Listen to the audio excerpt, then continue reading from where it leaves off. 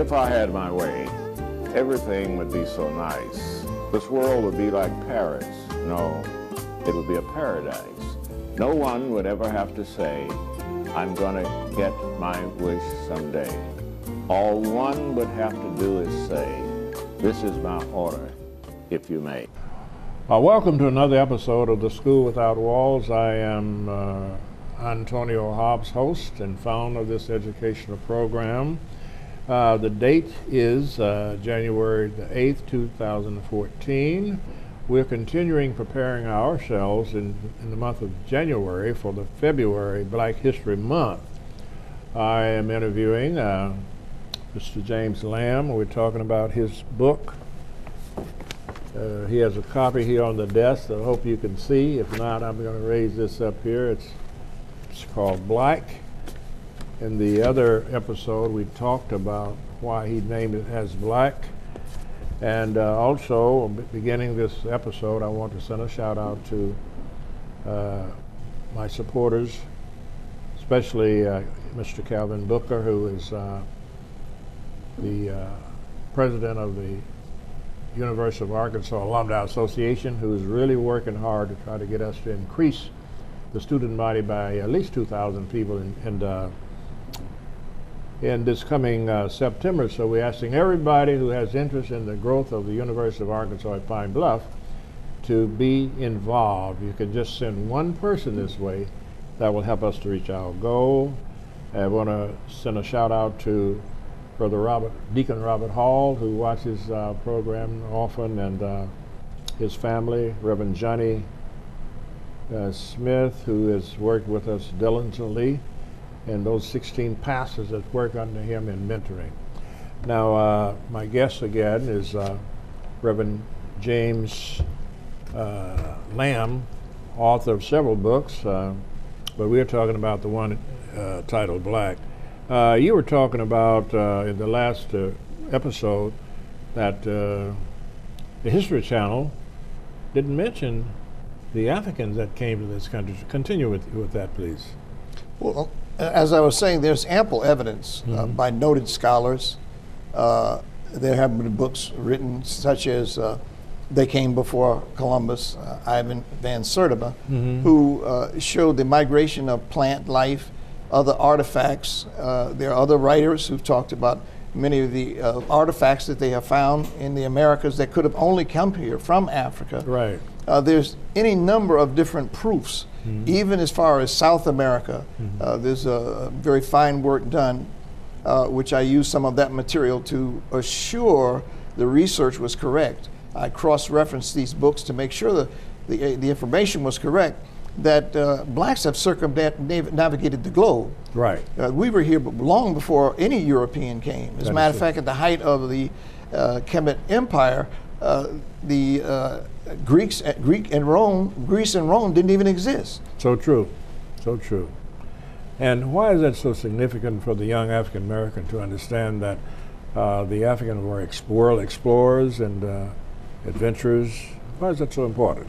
Because we're taught to look up to almost every other culture other than our own and celebrate other people. For example, you have a lot of Greek societies. We talk about that. I'm not downing that, because if you're going to learn that, that's fine. But you should also know your own culture. The problem with African Americans is that we don't know our own history. We don't know the greatness that we have created. We don't know what we have given on the world stage of events that is so powerful, and it's you know, when you compare it to the United States, its existence is about 300 years old, 300 some odd years old.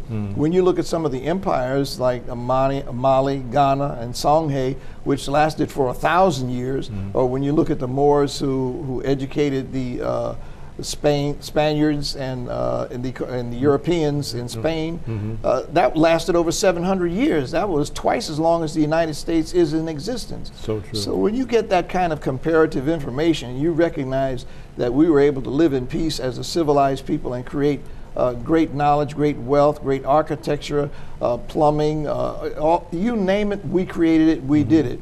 And when you go to school and you're not taught this, you're taught about other cultures, well, then you don't know who you are. You don't know yourself. you consider yourself an American.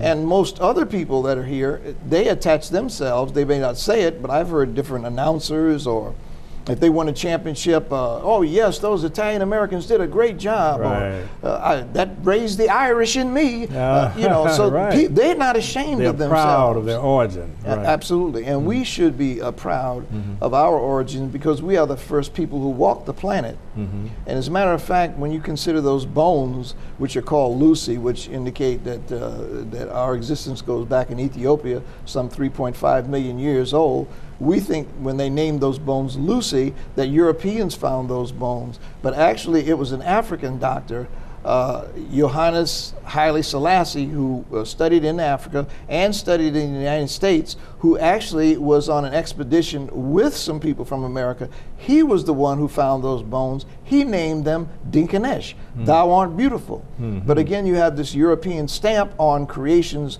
of black origin, so that you think it's Europeans or Greeks or Romans that have done all of the creative efforts that you see in the world. And that's absolutely not the truth.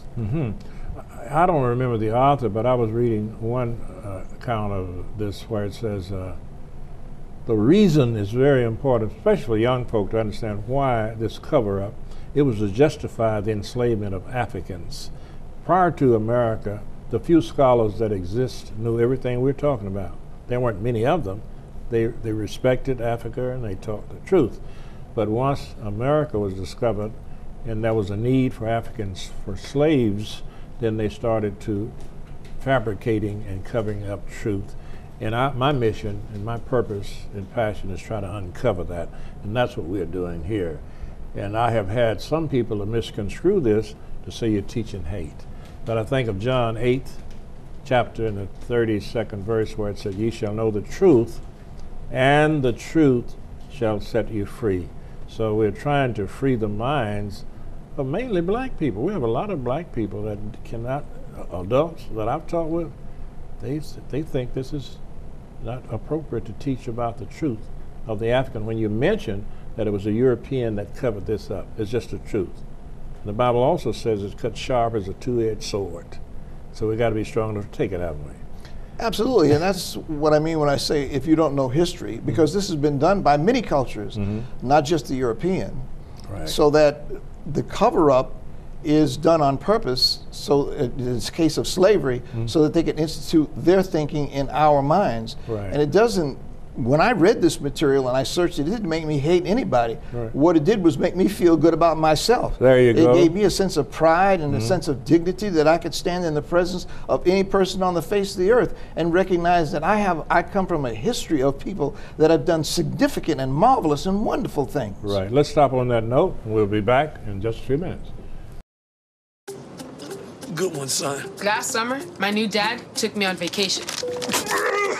First, we went deep sea fishing. Wow! I'm so proud of you, son. And then we went on Thunder Shark. That was awesome! Let's go again! 3 times. I gotta say, it was pretty cool. You don't have to be perfect to be a perfect parent. Thousands of kids in foster care will take you just as you are. Oh, not again.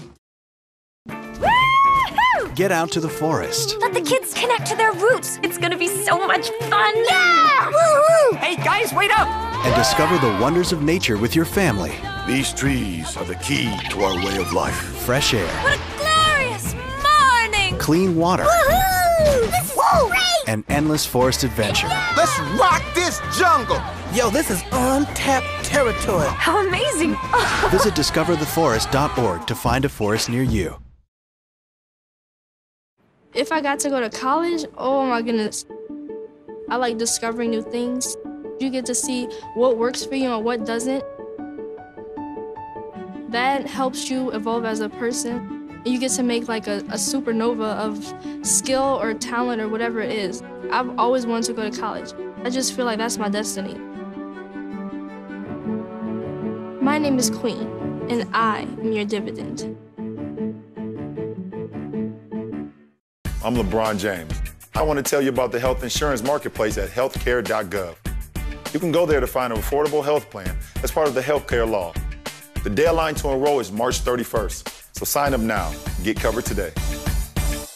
Those of you who've just joined us, I'm Antonio Hobbs, host and founder of this educational program. My guest today is Reverend James M. Lamb. We're discussing a book he's recently finished called Black. Reverend Lamb, we have a portion of our Bible called the New Testament, right? That's correct. The New Testament. And according to your research, there were black people involved in writing what we call the New Testament scripture. How so? Well, if you look at Acts 21:37 through 38, it states that Paul, the apostle, was being led into a castle by a chief captain. Paul spoke to the chief in Greek, asking permission to speak with him. The chief captain was surprised that Paul could even speak Greek. And in verse 38 asked Paul, "Are you not that Egyptian?" All right. And Paul responded, "I am a man of Israel, a Hebrew." In other words, he looked exactly like an Egyptian. We've already substantiated that Egyptians are black people. Right. Therefore, Paul obviously appeared black because there were only people who were Greeks or Romans at that time as countercultures. So if he looked like a Hebrew, if he looked like an Egyptian, he was black. Yeah, good point, good point. And he did quite a bit of the writing of the New Testament, right? According to him, see, we have 27 books in the New Testament, and I was taught that out of we know we have 4 Gospels, right? Yes. So now we have Revelation. That's 5 subtracted from 27, so we come up with 22, don't we? And yes. Paul wrote about 15 of those. Right. Of those epistles, the letters. So just as far as the knowledge for the public, that's what you have reference to, the Apostle Paul, who appeared to look like a African Egyptian to the Roman person that he was speaking to, had written about half of those books that we call epistles. Anything else you have to say about blacks in the New Testament? Even Herodotus, a Greek scholar who traveled to ancient Egypt and was there, he said that the ancient Egyptians have black skins and woolly hair. So these eyewitness testimonies from Herodotus and from others who were noted Greek scholars who went into Africa to study some as long as 22 years, they recognized that they were dealing with black people. And at the time that they were visiting Egypt, Egypt was the fountain of knowledge, of information, of science, of literature, of architecture. The Roman architecture is actually a copy of the Egyptian architecture when it comes to the temple building and the way they formed their columns. That's a copy of what was in Egypt. So you actually have Egypt as the progenitor of a lot of the ideas that we hold that other people created these things. That is so true. I've read where they said this is Arabic architecture, and I said there's no such thing as Arabic architecture. They have borrowed that from Africa, right? Yes. But Africa was left out. Again, we want to emphasize the importance of us stressing this because we want the African American to be proud of his history. And you cannot be proud of that which nobody's taught you, that which you do not understand. Hopefully that it will cause the younger people to behave with generally proud people do not do certain things. If you really look at the Bible, just don't do it. If you really look at the Bible and what Jesus actually preached, he really preached an African gospel. He did? Because resurrection from the dead, life after death, baptism, circumcision, eating by the tree of life, spending time in the heavens with God, these are all African ideas. These ideas didn't come from Greeks. They didn't come from Romans. They didn't even come from Hebrews. These came from African people. So Jesus actually preached a straight African gospel. That is so true. I wish more people, especially churchgoers, would do research in that area, because I've done research, and nearly everything that you have said existed prior to Abraham, who's the father of what we know as, I guess, the religion called Christianity. They always say that from Abraham came Judaism, Christianity, and Islam, right? Yes. Well, before there was an Abraham, all of this existed. But for some reason, we behave as though it all was brought to us through the Old Testament. His Genesis was Old Testament, which is not true. Even the story of Genesis existed before there was a Moses. Yes. Right? Yes, the story of Genesis existed in other cultures. The flood existed in other cultures. Anytime any religion forms, for example, if you have a religion today, Jehovah's Witness, which is a more recent development of Christianity, they borrowed from what was already in existence. There you go. A religion doesn't come because a person is listening to a voice in the sky. That's not the way it happens. No. They study from the cultures around them. They take the significant ideas and they codify them and make them their own. Then they demonize the people that they got it from. Right. That's why it's so important for us to have what we call in theology comparative religion. You know something about the other one, then you won't be so deceived about whatever somebody might say about you. If you can compare them, you know. Absolutely. Judaism, Islam, Christianity, Buddhism, the various religions, if you compare those, then it's not so easy to brainwash a person. But in your opinion, what is the main purpose of every civilized culture having some perception of God or a religion? Everyone has it. Why is it so significant? It's very important. Why is it important? Have a belief in something greater than yourself. Well, I believe there is it's hard to put a name, a metaphor on what you fully don't understand. If you are experiencing God, however you are experiencing the Spirit, then you are literally experiencing your reality, your communion with the divine. Either that, or you're accepting what other people said that they experience, right? Their experience, or they're repeating somebody else's experience. You're getting it third and fourth hand. So you're not really, unless you know that God can perform miracles, then you don't know that. You just heard it.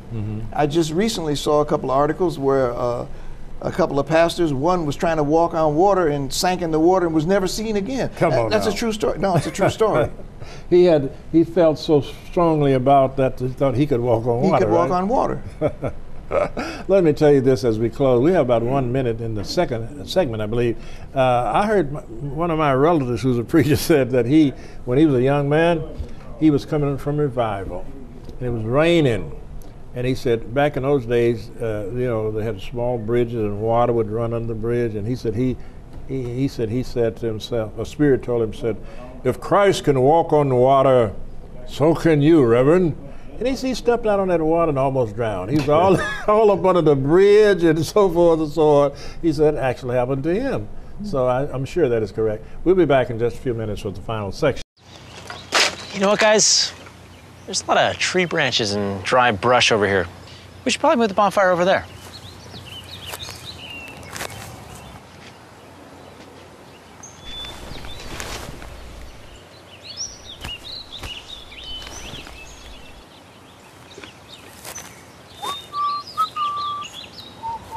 I'm guessing Smokey liked that idea.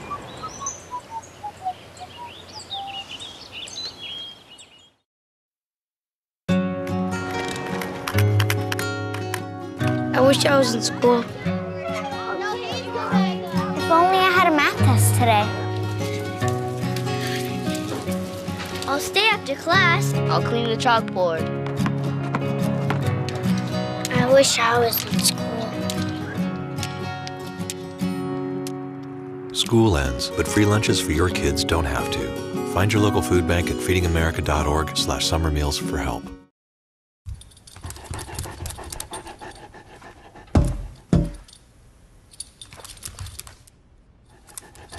There's a shelter pet who wants to meet you. Meet one today. Visit theshelterpetproject.org. Adopt. Those of you who just joined us, I'm Antonio Hobbs, host and founder of this educational program. My guest is Reverend James M. Lamb, and we are discussing his book titled Black. And page 97, you have the Kingdom of Ancient Ghana, why you need to know your story.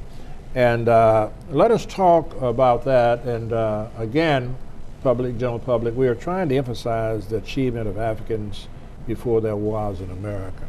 Talk to us a little bit about Ghana. Well, one of the best examples of why this book was written and why we need to know our own history is some statements that were made by a Republican, John Hubbard, here in 2012, which is rather recent. Hubbard had a worldview grounded in a centuries-old racist idea, which is, and it still exists in the mind of many people today, including stereotypes that blacks are lazy, unintelligent, and generally unproductive members of society.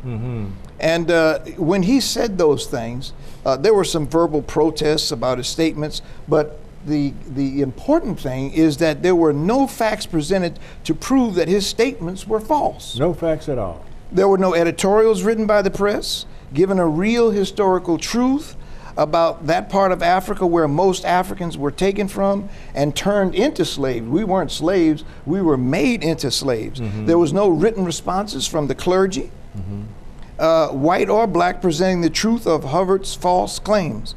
No factual statements were written. This is why, as a people, we need to know our own history, because when you have a man like Hubbard who could stand up and say things like that, and no one refutes that, and what he was talking about was the area of Ghana, one of the areas from which the slaves were taken. And if you look at how Ghana conducted themselves, what that area was like, they were rich in trade, rich in gold, rich in society. They had set up governments of jurisprudence. They had courts. They had representatives, what we might call lawyers today. You had judges.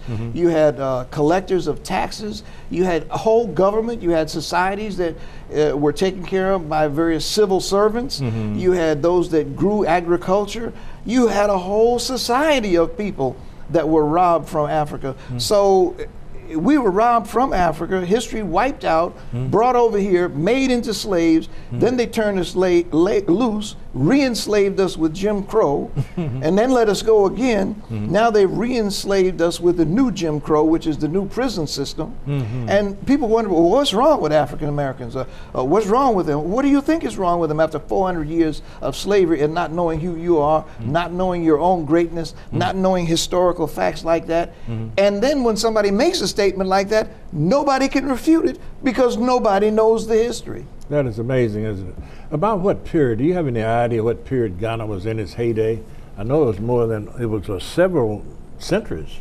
It wasn't just a few decades. Do you have any time frame on that? Whether it was about the 14th century, 13th, which century was that? I'm trying to collect that myself. Well, the three kingdoms together, Songhai, Mali, and Ghana, existed as kingdoms for 1,000 years. One succeeded the other. I'm not sure the exact length of the kingdom of Ghana, but it was for hundreds of years. It was the last of that group, is that correct? Ghana was on the last one, right? I'd have to. Mali, Mali was earlier. Yes. Yeah. I was thinking because, see, slavery took place around, I believe, the 15th century is when slavery really was a commercial thing, the 15th, and of course the 16th century. These kingdoms existed until the 1470s. Right, and so that means that they were in power, what I'm trying to get at, before, that was after the fall of Rome, and the rest of Europe had not evolved to that state. The Moors were still raising up the idea of teaching the Europeans from globes, teaching them about longitude and latitude, teaching them how to use the stars to navigate, and raising their consciousness level, while in Africa there was free trade between the Moors and the African states in these kingdoms.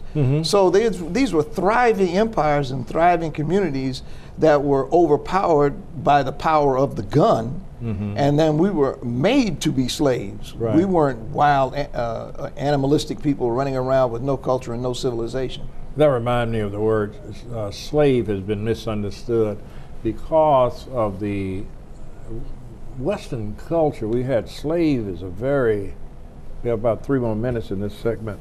I want to talk a little bit about slave and servant. In my research, there's never been a people been abused, misused, and falsely accused like the African in the Americas. That takes in all of them, South America and so forth. But like you hear people say, we've always had slavery, but it was a different thought altogether, like servant rather than slave. Like during the early Roman Empire, the Greek Empire was before the Roman Empire. There were Africans that our European scholar wrote, said these slaves taught those people various things about the African culture. They were not slaves in the sense of the African slave. They were servants. They were people that they paid to teach them. You understand? Yes. So I want the public to really understand, even in the Bible, when they claim that the children of Israel were slaves in Egypt, even that part was not, you can't compare that to the slave in the Americas. They were servants because they had the language, there isn't any biblical record of the abuse of the people because of them being Israelites, no lynching. You see what I'm saying? So I want people to please try not to equate the plight of the African American with that of prior to America when we refer to slaves. It's more or less like a person who works for somebody. All of us are servants to somebody, but that doesn't mean that they've taken our culture, our religion, our language, our humanity. It's the worst thing ever happened, and we're hoping that the young people of this country, black, white, red, or blue, so to speak, will get together and try to work out the differences by which we can live together in peace. Yes. We can only do that through understanding the past. This is the end of this segment. Glad to have you, and we're going to come back, Reverend Lamb, with segment 3 with you, the first half, and then I'm going to bring Reverend Walter E. Hobbs, my son, on to talk a little bit. He's quite scholarly. We're going to see what he has to say. Indeed he is. I was fascinated by his conversation. Okay, so Randy, this is it. Uh-huh.